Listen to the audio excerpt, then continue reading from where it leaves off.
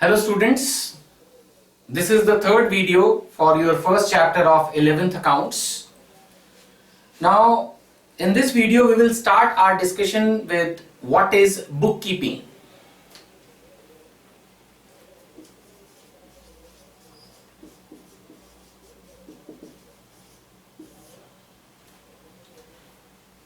जिन students ने first video ध्यान से देखी है उनको मैंने बताया था कि अकाउंटिंग प्रोसेस के अंदर बेसिकली 7 स्टेप्स हैं। अकाउंटिंग प्रोसेस में 7 स्टेप्स हैं। सबसे पहला क्या था, मैंने पिछली सेकंड वीडियो में भी वो पॉइंट कवर किया है। सबसे पहला प्रोसेस था आइडेंटिफिकेशन ऑफ फाइनेंशियल ट्रांजैक्शंस। सबसे पहला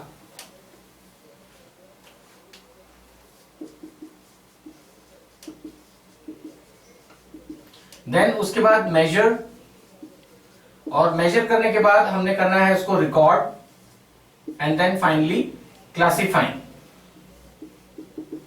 उसके बाद शुरू होता है रिकॉर्डिंग, उसके बाद आगे आपका समराइजिंग,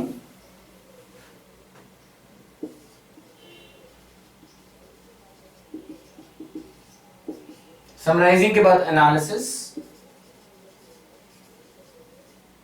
एंड लास्ट में कम्युनिकेशन। बार बार मैं इस चीज को लिख रहा हूं, इससे कहीं ना कहीं आपको रिवीजन भी हो रहा होगा। किताबों में भी यही प्रोसेस बार बार आपको दिया हुआ है कि अकाउंटिंग आखिर है क्या। अकाउंटिंग पहले फाइनेंशियल ट्रांजैक्शंस को आइडेंटिफाई करती है, मेजर करती है, रिकॉर्ड करती है।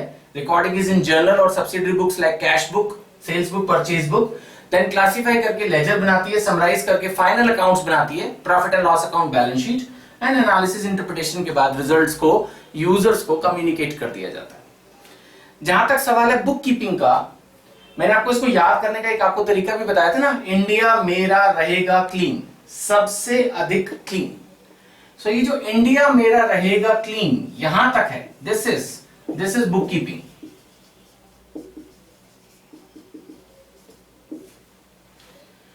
यानी कि जो हमारा पूरा अकाउंटिंग प्रोसेस है उसमें से जो सिर्फ रिकॉर्डिंग क्लासिफाइंग का काम है इसको बोलते हैं बुक कीपिंग।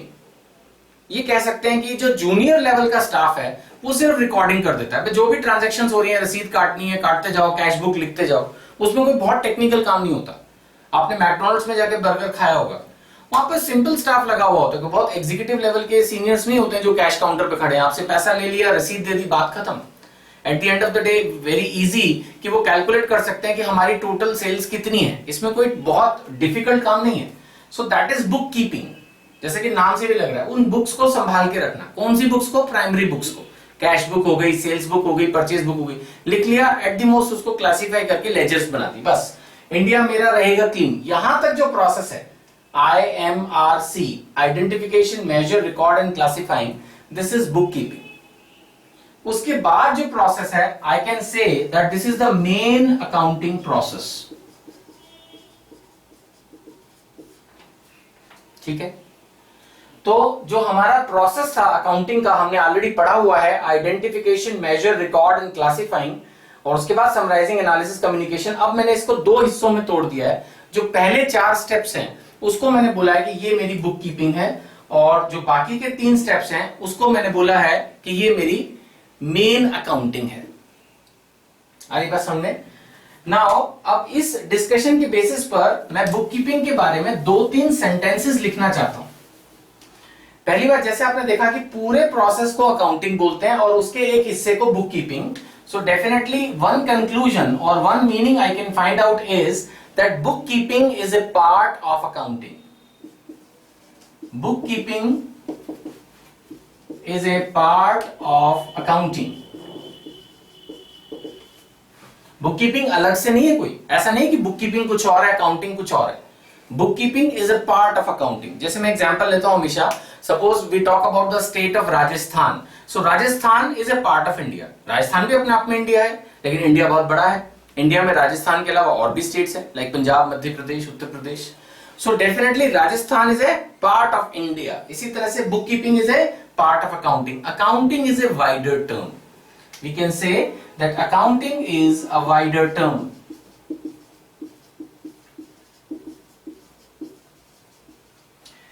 एक तरह से ये भी कहा जा सकता है, in a way we can say like this also, कि अकाउंटिंग जो है वो बुक कीपिंग के बाद स्टार्ट होती है। एक तरह से हम कह सकते हैं, क्योंकि वो इंडिया मेरा रहेगा क्लीन, जो पहले 4 स्टेप्स थे, मैंने क्या बोला कि उसके बाद वाला जो प्रोसेस है वो मेन अकाउंटिंग है। So we can say that book keeping ends, we can say that bookkeeping ends and accounting starts.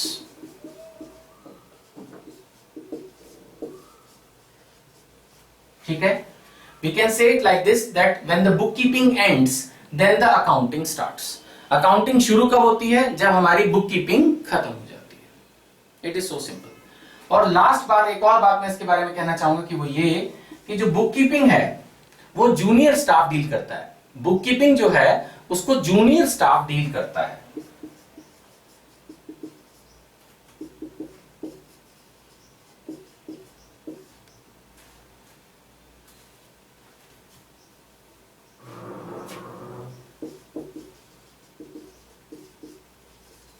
Right, book keeping is done by junior staff, while accounting, क्योंकि वो इंटरप्रिटेशन हो जाता है, final accounts बनाना, trial balance बनाना, फिर उसके basis पे results को find out करना, वो थोड़ा सा एक टिपिकल काम हो जाता है जिसके लिए स्पेशलाइज्ड स्किल्स की जरूरत होती है। आमतौर पर जो सीनियर अकाउंटेंट्स हैं वो चार्टर्ड अकाउंटेंट्स होते हैं कंपनीज में, जो कि अकाउंटिंग में स्पेशलाइज्ड होते हैं। Right, so book keeping is done by junior staff while accounting is done by senior staff.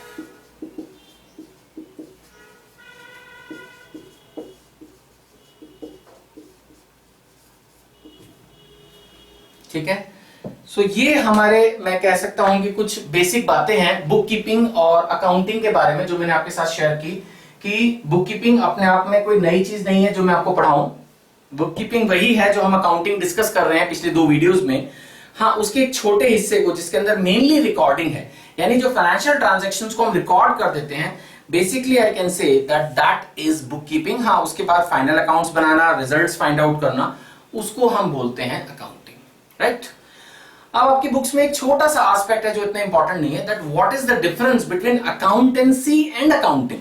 अब हम उसको भी लेंगे, 1 मिनट लगेगा उसमें सिर्फ।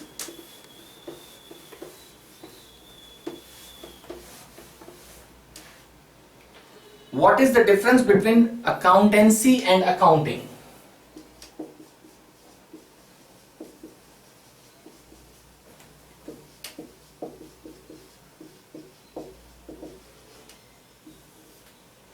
देखिए, अकाउंटिंग क्या है ये तो हम पढ़ ही चुके हैं। अकाउंटेंसी क्या है? Accountancy is, we can say, is the theoretical knowledge,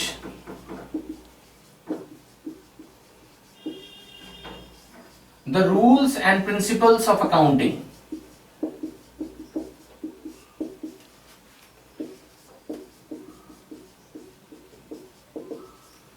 right, so accountancy क्या है? The theoretical knowledge, the rules and the principles of accounting. Basically जो पूरी अकाउंटेंसी है, अकाउंटिंग है, उसमें कुछ रूल्स होंगे ना। फिर मैं वहीं पहुंच रहा हूं, debit what comes in, credit what goes out. बहुत सारे अकाउंटिंग प्रिंसिपल्स है ना, एक गोइंग कंसर्न कंसेप्ट्स होते हैं। अभी हम कंसेप्ट्स एंड कन्वेंशंस के बारे में भी पढ़ेंगे, अकाउंटिंग रूल्स के बारे में भी पढ़ेंगे।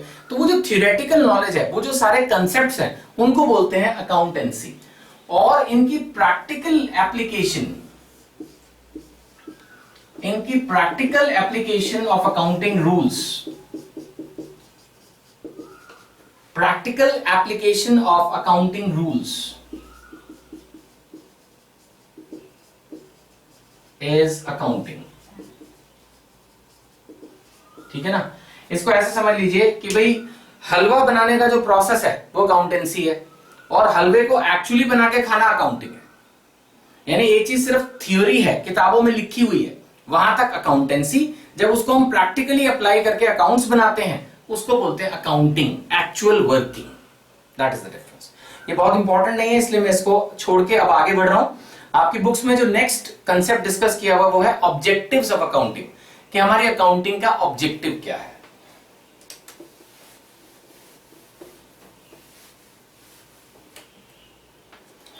देखिए, ये पॉइंट हम पहले भी कई बार डिस्कस कर चुके हैं, that what is the objective of accounting. Accounting का जो हमारा ऑब्जेक्टिव है वो हमेशा से यही है, सबसे पहला मेन ऑब्जेक्टिव, कि हमने जो अपना बिजनेस शुरू किया हुआ उसमें हमें कितना प्रॉफिट हुआ, कितना लॉस हुआ, that is our first objective. और सेकंड ऑब्जेक्टिव क्या है हमारा, कि हम ये जानना चाहते हैं कि हमारी फाइनेंशियल पोजीशन क्या है, आज की तारीख में हमारे पास कितनी एसेट्स हैं, कितनी लायबिलिटीज हैं, that is our second objective. So अगर मैं बात करता हूं ऑब्जेक्टिव्स ऑफ अकाउंटिंग की,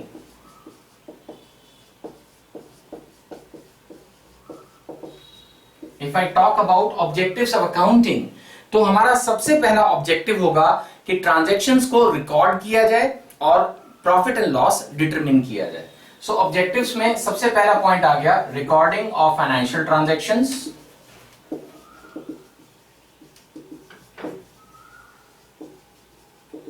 नेचुरली जब तक हम रिकॉर्ड नहीं करेंगे तब तक हम कुछ कर नहीं पाएंगे, और रिकॉर्ड करने के बाद लास्ट में हमने उसको समराइज करके डिटरमिन करना है कि हमारा प्रॉफिट एंड लॉस कितना है, to determine the profit and loss suffered. Naturally accountant का सबसे मेजर काम यही है कि वो ये बताए अपने मालिक को कि भाई सर आपने जो पैसा इन्वेस्ट किया हुआ है उस पैसे से हमने कितनी सेल्स अचीव की हैं, टर्नओवर। ये चीज मैं यहां पर आपको एक टर्मिनोलॉजी के बारे में बताना चाहूंगा, यहां ऊपर लिख देता हूं, कई बार टर्म लिखी होती है टर्नओवर, टर्नओवर इसका मतलब सिंपल सेल्स होता है। जैसे अगर मेरे मुंह से कभी निकले कि how much is the turnover of a company, it means how much is the total sales of a company. आमतौर पर सेल बोल देते हैं एक प्रोडक्ट की सेल को, और एक पूरे महीने में या पूरे साल में जो टोटल सेल्स हुई है उसको बोलते हैं turnover of the company, right. तो अकाउंटेंट का ये काम होगा कि वो एक overall profit and loss account बनाए और उसके बेसिस पर ये बताए अपने मालिक को कि सर इतना प्रॉफिट या लॉस हमें हुआ है। So that is the main objective of accounting. मेरे ख्याल से ये हम पहले भी कई बार डिस्कस कर चुके हैं। और जैसा मैंने कहा, साथ साथ मालिक ये भी जानना चाहता है कि भाई आज की तारीख में जो मैंने पैसा लगाया उसमें से कितना पैसा बैंक में है, कितना पैसा मेरा बिल्डिंग की फॉर्म में है, कितना पैसा मेरा मशीनरी की फॉर्म में है। हर तरह से वो ये सारी चीज को जज करना चाहता है। सो ऑब्वियसली मेरा जो थर्ड ऑब्जेक्टिव है वो है to determine the financial position.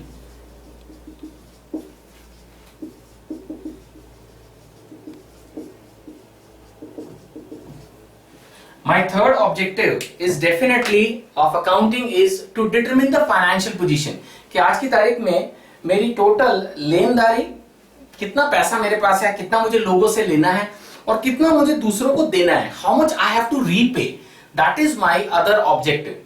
So definitely to know the financial position after recording of transaction and to determine the profit and loss. These are, I can say, the major objectives of accounting. वो बात अलग है कि अगर theory question exam में पूछ रहे हैं आपसे ऑब्जेक्टिव्स ऑफ अकाउंटिंग तो आप सारे ही ऑब्जेक्टिव्स लिखेंगे, but definitely I can say that these are the major objectives of accounting. इसके अलावा अकाउंटिंग जो है वो डिसीजन मेकिंग में भी हेल्प करती है, to help management in decision making.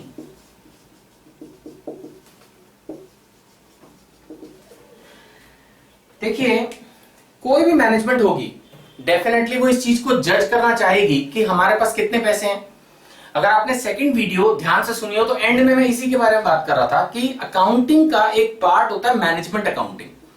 तो अकाउंटिंग का जो मैनेजमेंट अकाउंटिंग वाला डिपार्टमेंट है वो ओवरऑल मैनेजमेंट को ये डिसीजन लेने में हेल्प करता है कि आज हम डिविडेंड पे कर सकते हैं या नहीं। डिविडेंड पे करने का मतलब है कितना प्रॉफिट है जो हम शेयर होल्डर्स को बांट दें। आज हमने अगर कोई लोन लिया है तो क्या उसको रीपे कर सकते हैं। आज क्या हम कोई नई मशीनरी खरीद के अपना बिजनेस एक्सपैंड करने का डिसीजन ले सकते हैं। क्या हमने अच्छा प्रॉफिट कमा लिया है, थोड़ा सा प्राइस कम करके और ज्यादा मार्केट शेयर कैप्चर करें। क्या हम अपने एम्प्लॉइज को बोनस दे दें। ये सारी बातें इस बात पर डिपेंड करेगी कि कंपनी की फाइनेंशियल पोजीशन क्या है, कंपनी कितना प्रॉफिट कमा रही है, कंपनी की टर्नओवर कितनी है, कंपनी का मार्केट शेयर कितना है, आज की तारीख में कंपनी की स्टैंडिंग क्या है, मार्केट में पब्लिक इमेज क्या है। ये सारी चीजें कहीं ना कहीं अकाउंटिंग इंफॉर्मेशन से सामने निकल के आती हैं। सो डेफिनेटली अकाउंटिंग जो है वो मैनेजमेंट को बहुत सारे इस तरह के डिसीजंस लेने में हेल्प करेगी और इसीलिए ये one of the objective of accounting होता है कि हम अपनी मैनेजमेंट को इन इंफॉर्मेशंस के बेसिस पर डिसीजन लेने में हेल्प करें। Right, so this is my fourth objective. And मेरा फिफ्थ ऑब्जेक्टिव होता है अकाउंट्स बनाते वक्त कि जो भी लोग इन अकाउंटिंग इंफॉर्मेशन के यूजर्स हैं उनको हम एक reliable, correct, to provide reliable and relevant accounting information.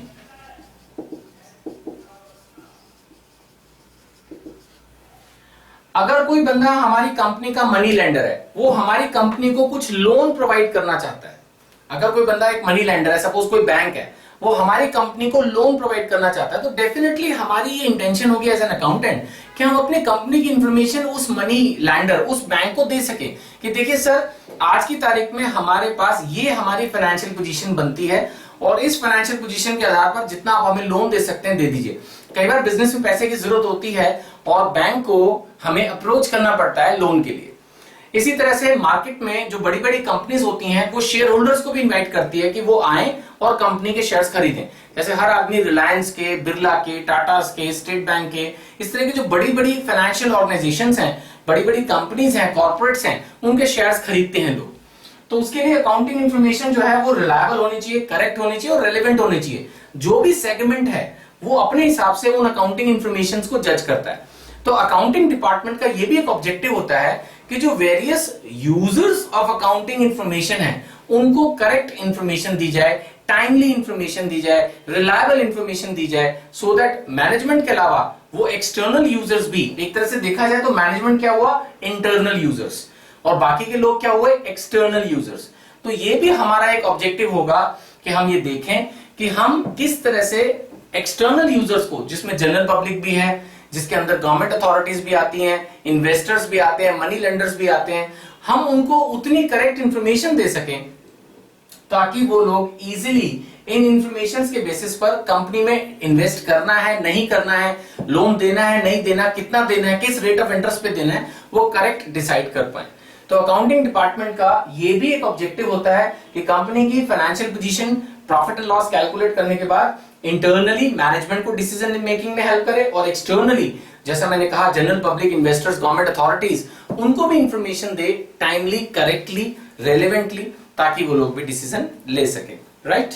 और इसके अलावा अगर हम बुक्स के हिसाब से चले तो लास्ट एक आपका ऑब्जेक्टिव और है, तो वो है प्रोटेक्टिंग बिजनेस एसेट्स।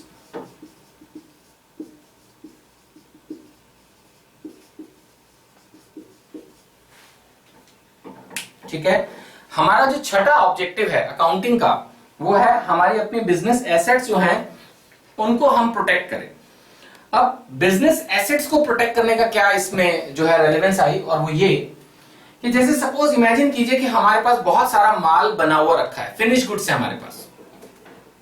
अब उन फिनिश गुड्स को अगर हमने ध्यान ही नहीं दिया और वो रखे हुए बिक ही नहीं रहे, स्टॉक के अंदर पड़े हुए हैं, तो अकाउंटिंग डिपार्टमेंट हमारे को ये बात बताएगा कि भाई देखो हमारे पास इतना माल रखा हुआ है। तो उससे क्या होगा कि हम अपना प्रोडक्ट आउट ऑफ डेट ना हो जाए, ऑब्सोलीट ना हो जाए, आउट ऑफ टेक्नोलॉजी ना हो जाए, बेकार ना हो जाए, खराब ना हो जाए, हम क्या करेंगे कि उस चीज को पहले बेचने की कोशिश करेंगे। सभी कंपनीज यही करती हैं कि अगर उनके पास बाय द वे प्रोडक्शन ज्यादा हो, सेल्स कम हो, तो वो सेल्स को बढ़ाने के लिए जब देखते हैं कि यार स्टॉक तो बहुत बना हुआ है, अब जो फैक्ट्री है वो तो पूरे साल काम करेगी ना, जो माल बन रहा है वो तो बनता ही जाएगा, उसको तो रोका नहीं जा सकता। इसलिए सभी कंपनीज क्या करती हैं, ऐसे सिचुएशन में कुछ सेल्स निकालती हैं, या तो साल के किसी पर्टिकुलर हिस्से में सेल्स निकालती हैं, या time and again sales offers निकालती हैं, सो दैट उनकी सेल्स इंप्रूव हो और जो माल बना हुआ पड़ा हुआ है फैक्ट्री में, जो शायद फिर अब किसी काम नहीं आएगा, उसको वो लोग यूज कर पाए। सो डेफिनेटली अपनी बिजनेस एसेट्स को, मेनली स्टॉक को, मैं कहूंगा स्टॉक को, जो कंपनी के पास स्टॉक है, माल बेचने के लिए रखा है, उसको प्रोटेक्शन के लिए अकाउंटिंग बहुत ज्यादा हेल्प करेगी, क्योंकि अकाउंटिंग ये बताएगी कि हमारे पास कितना स्टॉक है। और अगर वो नहीं बिक रहा तो बजाय इसके कि वो खराब हो जाए और बाद में कूड़े में फेंकना पड़े, उसको हम बेचते हैं, चाहे डिस्काउंट पे देके बेचते हैं। इसके अलावा अगर कोई मशीनरी की रिप्लेसमेंट ड्यू है तो वो चीज भी इंफॉर्मेशन आपको अकाउंटिंग के थ्रू पता चलेगी, क्योंकि अकाउंटिंग के अंदर सारे वाउचर्स वगैरह सब रखे रहते हैं। तो हम ये जज कर सकते हैं कि आज की तारीख में जो हमारे पास मशीनरीज हैं वो कितनी पुरानी है, अगर जरूरत हो तो फिर हम उनको रिप्लेस करें। तो एक तरह से हमारी जितनी भी एसेट्स हैं, चाहे वो स्टॉक की फॉर्म में है, मशीनरी की फॉर्म में है, बिल्डिंग की फॉर्म में है, उन सबको प्रोटेक्ट करने के लिए अकाउंटिंग डिपार्टमेंट हेल्प करता है। अगर हम प्रोटेक्शन करने के लिए इंश्योरेंस कराने की सोचें तो इंश्योरेंस भी अकाउंटिंग डिपार्टमेंट से सारे बिल्स एंड वाउचर्स मांगेगा। आज हम किसी भी चीज का इंश्योरेंस कराएं, सपोज मैंने एक लैपटॉप खरीदा महंगा सा, मुझे लग रहा है यार 80,000 का लैपटॉप है, कहीं खराब ना हो जाए। अब मैं अपने उस एसेट को प्रोटेक्ट करने के लिए इंश्योरेंस करवाता हूं, तो इंश्योरेंस कंपनी बिल तो मांगेगी ना। वो बिल, वो इनवॉइस कौन मेंटेन करता है, कौन संभाल के रखता है, अकाउंटिंग डिपार्टमेंट। तो कहीं ना कहीं अकाउंटिंग डिपार्टमेंट की हेल्प लेके हम अपने बिजनेस एसेट्स को प्रोटेक्ट कर सकते हैं, correct. So I think this much discussion is sufficient on the question of objectives of accounting. मैं एक बार फिर डिस्कस करूंगा कि जो मेन डिसीजन है, मैं कहूंगा इसको मैं 3 हिस्सों में बांट देता हूं। जो मेन ऑब्जेक्टिव है अकाउंटिंग का वो है फाइनेंशियल ट्रांजैक्शंस को रिकॉर्ड करके कंपनी का profit and loss and balance sheet determine बनाना, यानी फाइनेंशियल पोजीशन डिटरमिन करना। This is the main objective of accounting. Secondary object क्या है कि उन अकाउंटिंग इंफॉर्मेशन को, उन फाइनेंशियल स्टेटमेंट को management, internal user and government tax authorities, investors, money banking institution etcetera, external users को देना। फिर से बोल रहा हूं, फाइनेंशियल ट्रांजैक्शंस बनाना फर्स्ट प्राइमरी ऑब्जेक्टिव, और इंटरनल एंड एक्सटर्नल यूजर्स को वो इंफॉर्मेशन प्रोवाइड करना अकाउंटिंग का सेकंड ऑब्जेक्टिव होता है। और जो इसके बाद थर्ड हमारा है वो है protection of business assets, right. चलिए अब इसके बाद हम हमारा नेक्स्ट टॉपिक ले रहे हैं जो कि शायद इस वीडियो का लास्ट होगा, वो है फंक्शंस ऑफ अकाउंटिंग।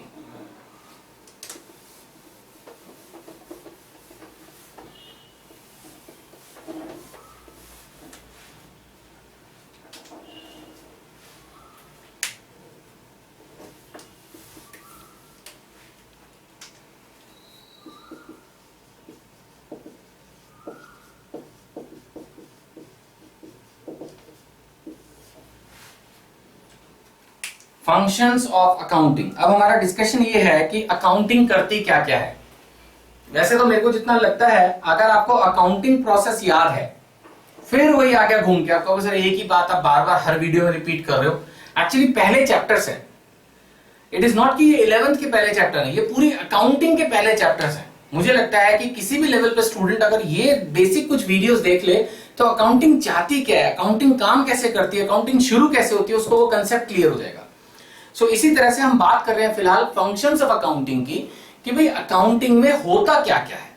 तो अगर हम बात करें फंक्शंस ऑफ अकाउंटिंग की, तो सबसे पहले ऑब्वियसली आपने जैसे रूल्स में भी पढ़ा होगा, आइडेंटिफाई करने के बाद सबसे पहला काम क्या आता है, इस बार मैं ब्रीफ में लिख रहा हूं, पूरे सेंटेंस नहीं बना रहा। सो सबसे पहला काम क्या है, रिकॉर्डिंग।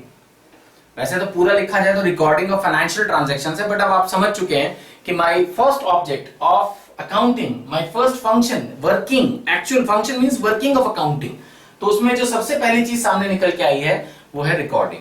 डेफिनेटली सबसे पहले हमें अपनी ट्रांजैक्शंस को रिकॉर्ड करना है। रिकॉर्ड करने के बाद वैसे तो क्लासिफाइंग, समराइजिंग, बट इसको हम ये कह सकते हैं preparation of final accounts. Preparation of final accounts, आपको मैंने पहले भी बताया था, फाइनल अकाउंट्स में बेसिकली दो चीजें होती हैं, profit and loss and balance sheet. तो अगर हम फंक्शंस ऑफ अकाउंटिंग की बात करें तो सबसे पहला फिर से वही डिस्कशन स्टार्ट हो जाता है, recording and preparation of final accounts. तीसरा सबसे बड़ा फंक्शन जो अकाउंट्स डिपार्टमेंट का है वो है meeting the legal requirements.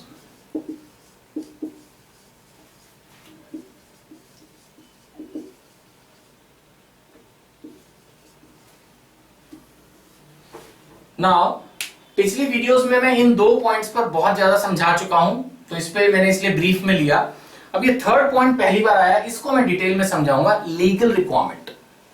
Accounts department का लीगल डिपार्टमेंट से क्या लेने देना है, या ये कह सकते हैं government department. Legal requirements means government, कि सरकार और अकाउंट्स के डिपार्टमेंट का आपस में क्या लेना देना है, हाउ दे आर कनेक्टेड। या एक तरह से कह सकते हैं कि जो हमारी गवर्नमेंट है वो किसी भी कंपनी के अकाउंट्स डिपार्टमेंट से क्या एक्सपेक्ट करती है। देखिए टैक्स बहुत तरह के होते हैं जो कोई भी कंपनी गवर्नमेंट को पे करती है, बट मेजर टैक्स 3 होते हैं, इनकम टैक्स, दूसरा सेल्स टैक्स जिसको वैट भी बोलते हैं, वैल्यू एडिशन टैक्स। 2 टैक्स मैंने बताया, income tax and sales tax. और तीसरा जो मेजर टैक्स होता है वो होता है एक्साइज ड्यूटी। बात आ रही समझ में? तो अगर ध्यान से देखा जाए तो 3 तरह के टैक्स मेनली किसी भी कंपनी को, किसी भी एक बिजनेस ऑर्गेनाइजेशन को गवर्नमेंट को देने होते हैं। सबसे पहले बताता हूं इनकम टैक्स क्या होता है। कोई भी कंपनी जब काम कर रही है तो पूरे साल में उसको कुछ तो प्रॉफिट होगा। अगर लॉस में जा रही है तो कोई इनकम टैक्स नहीं लगता, लेकिन अगर कुछ प्रॉफिट है, सपोज एक कंपनी ने साल में 25 लाख रुपए कमाए, तो गवर्नमेंट ऑफ इंडिया उससे कुछ टैक्स कलेक्ट करती है। टैक्स कलेक्शन जो है वो अलग अलग है, इंडिविजुअल्स पे कुछ स्लैब्स हैं। शुरू की कुछ इनकम पे 10% टैक्स लगता है, फिर उसके बाद 20% टैक्स लगता है, फिर 30% टैक्स लगता है। लेकिन अगर आपने एक पार्टनरशिप फॉर्म बनाई हुई है या कंपनी फॉर्म ऑफ ऑर्गेनाइजेशन है, प्राइवेट लिमिटेड कंपनी है, लिमिटेड कंपनी है, तो फ्लैट 30% इनकम टैक्स इनकम पे देना होता है। हाई है लेकिन जो भी है। तो ये डेफिनेटली फिर अपना प्रॉफिट आपको गवर्नमेंट को प्रूव करना पड़ेगा ना कि भाई हमने पूरे साल में इतना पैसा कमाया, और उसके हिसाब से जो टैक्स बनता है वो हमें गवर्नमेंट को देना होगा। लेकिन ध्यान रखिएगा, मैंने ये बात आपको भी समझाई है कि अगर by the way company loss में जा रही है तो उस कंपनी को इनकम टैक्स नहीं पे करना होगा। इसके बाद आ जाते हैं सेल्स टैक्स। सेल्स टैक्स का प्रॉफिट से कोई मतलब नहीं है। सपोज आपने एक चीज 100 रुपए में खरीदी और आप उसको 120 रुपए में बेच रहे हैं, तो 120 रुपए पे जो टैक्स बनता है वो पे करना है। लेकिन अगर 100 रुपए में खरीद के बाय द वे मार्केट पिट गई है, उस चीज की इतनी डिमांड नहीं, आप 90 में बेच रहे हैं, तो 90 पे भी टैक्स देना होता है। कहने का मतलब है सेल्स पे देने वाला टैक्स तो देना ही होता है, चाहे आपको प्रॉफिट में आप बेच रहे हो या लॉस में बेच रहे हो। तो ये एक टैक्स और है जो गवर्नमेंट को देना होता है। डेफिनेटली अकाउंट्स डिपार्टमेंट को प्रॉपर्ली प्रूव करना पड़ता है गवर्नमेंट को कि भी पूरे महीने में या पूरे क्वार्टर में, पूरे साल में हमारी इतनी टर्नओवर है, इतनी हमारी टोटल सेल्स है, इसके बेसिस पे इतना टैक्स बना जो हमने जमा करा दिया है। तीसरा टैक्स है एक्साइज ड्यूटी। ध्यान रखिएगा, एक्साइज ड्यूटी जो है वो सिर्फ फैक्ट्रीज को देनी पड़ती है। फैक्ट्रीज का मतलब जहां मैन्युफैक्चरिंग हो रही हो। अगर आप सिर्फ एक ट्रेडर हैं, ट्रेडर का मतलब बना बनाया माल खरीदते हैं और बेचते हैं, तो आपको सिर्फ सेल्स टैक्स देना होगा। लेकिन अगर आप मैन्युफैक्चरिंग भी करते हैं, आप एक माल को बनाते हैं, जैसे मैंने पिछली वीडियो में एग्जांपल लिया था कि सपोज हम ये मार्कर मैन्युफैक्चर कर रहे हैं, तो मैन्युफैक्चरिंग पर हमें एक्साइज ड्यूटी देनी होती है। ठीक है, so what is excise duty? Excise duty is a duty on manufacturing of goods in India. So जो एक्साइज डिपार्टमेंट है वो भी तो आपसे अकाउंट्स मांगेगा ना, वो आपसे पूछेगा नहीं कि आपने कितने का रॉ मटेरियल खरीदा, कितनी आपने मैन्युफैक्चरिंग की, पूरे महीने में कितनी आपकी आउटपुट है, कितनी मशीन्स आपकी लगी हुई हैं, है ना। एक्साइज ड्यूटी में कहीं कहीं ऐसे भी रूल्स हैं कि बजाय आपने कितनी प्रोडक्शन की उसको इग्नोर करके आपके पास कितनी मशीन्स लगी हुई है वो उसके हिसाब से ले लेते हैं कि भाई ठीक है, अगर आपकी एक मशीन की 4000 रुपए एक्साइज ड्यूटी है, 10 मशीन लगी है, तो 40,000 रुपए महीना एक्साइज ड्यूटी दे दीजिए। बहुत कम है ऐसा, बट कुछ आइटम्स पे इस तरह भी एक्साइज ड्यूटी चार्ज की जाती है। तो कहने का मतलब यह है कि जो अकाउंटिंग डिपार्टमेंट है उसका एक बहुत बड़ा फंक्शन होगा कि जो भी गवर्नमेंट की रिक्वायरमेंट है, नहीं तो कंपनी आगे गवर्नमेंट सील कर सकती है। अगर आप टैक्स की चोरी करो तो जो कंपनी के मालिक है उनको पकड़ के बंद किया जा सकता है जेल में। ये इतना सीरियस क्राइम होता है, क्योंकि गवर्नमेंट आप जानते हो जितने भी फंक्शन करती है उसके लिए पैसा उनको टैक्स से ही मिलता है। तो ये टैक्स ईमानदारी से देना, ठीक से देना बहुत जरूरी होता है ना। अगर ईमानदारी से नहीं भी देना हो तो वो फिर बड़े इंटेलिजेंट वे में थोड़ा बहुत ऊपर नीचे अगर आप कर सकते हैं तो वो भी अकाउंट्स डिपार्टमेंट ही करेगा। ना मैं ये सजेस्ट कर रहा हूं, ना मैं कह रहा ऐसा करो, लेकिन अगर किसी के दिमाग में आए कि भाई टैक्स बचाना है तो कैसे भी थोड़ी बहुत हेराफेरी करेगा, तो वो भी जैसे भी करेगा वो अकाउंट्स डिपार्टमेंट ही करेगा। तो कहने का मतलब ये है कि गवर्नमेंट जो है वो टैक्स चाहती है और उसको पे करने का, डॉक्यूमेंट्स के थ्रू प्रूव करने का काम किसका है? अकाउंट्स डिपार्टमेंट का। सो डेफिनेटली अकाउंट्स डिपार्टमेंट का one of the major function जो है after preparation of accounts is also to meet the legal requirement. इसके अलावा डेफिनेटली दो काम जो हमने ऑब्जेक्टिव्स में भी पढ़े थे वो फिर फंक्शंस में फिर से आ रहे हैं। वन इज कम्युनिकेशन, कि जो भी हमारे रिजल्ट्स हैं वो कम्युनिकेट किए जाएं, है ना। और दूसरा assisting management, assisting management in decision making. तो डेफिनेटली ये दो काम और हैं जिसमें कोई खास बात नहीं है। ये चीजें हम पहले भी डिस्कस कर चुके हैं। काम तो बहुत खास है, मैं कहूं कि कम्युनिकेशन खास नहीं है या मैनेजमेंट को डिसीजन मेकिंग में हेल्प करना खास नहीं है, ऐसा मैं नहीं कहना चाह रहा। मैं ये कहना चाह रहा हूं इन पॉइंट्स में कोई खास बात इसलिए नहीं है क्योंकि मैं ये ऑलरेडी बहुत बार पिछली दोनों तीनों वीडियोस में डिस्कस कर चुका हूं। So here I am concluding, मेरे फंक्शंस ऑफ अकाउंटिंग में चार चीजें तो वही हैं जो हम पहले भी पढ़ चुके हैं। रिकॉर्डिंग, फाइनल अकाउंट्स को बनाना, कम्युनिकेट करना और मैनेजमेंट को डिसीजन मेकिंग में हेल्प करना। जो मेन हमने नया पॉइंट पढ़ा इस वीडियो के इस हिस्से में फंक्शंस ऑफ अकाउंटिंग में, वो था मीटिंग द लीगल रिक्वायरमेंट, यानी जो गवर्नमेंट अथॉरिटीज हैं वो टैक्स डिपार्टमेंट जो हैं, जो हमसे इनकम टैक्स चाहते हैं, सेल्स टैक्स चाहते हैं, एक्साइज ड्यूटी चाहते हैं, उनको सेटिस्फाई करना। इसमें ना कई बार होता है मंथली रिटर्न भरनी होती है, कई बार होता है क्वार्टरली, कई बार होता है हाफ ईयरली, कई बार ईयरली। तो रिटर्न्स भी भरनी होती है अकाउंट्स डिपार्टमेंट को, पैसा भी जमा कराना होता है। आजकल सारी पेमेंट ऑनलाइन हो गई है, तो वो सारी इंफॉर्मेशन, वो सारी रिक्वायरमेंट को गवर्नमेंट अथॉरिटीज की समझना, उनको पूरा करना बहुत जरूरी है। और ये सारी चीजें जो है अकाउंट्स डिपार्टमेंट पूरी करता है। So this is besides the normal accounting जो हम पढ़ के आए हैं, this is also one of the major function of accounting, right. तो जैसा मैं आपको हर वीडियो के एंड में बोलता हूं, अगर आपको मेरी और वीडियोस देखनी है, मैं अकाउंट्स एंड बिजनेस स्टडीज पर वीडियोस बना रहा हूं क्लास 11th के लिए, तो ये सारी वीडियोस मेरी अवेलेबल है nishulkshiksha.com पे।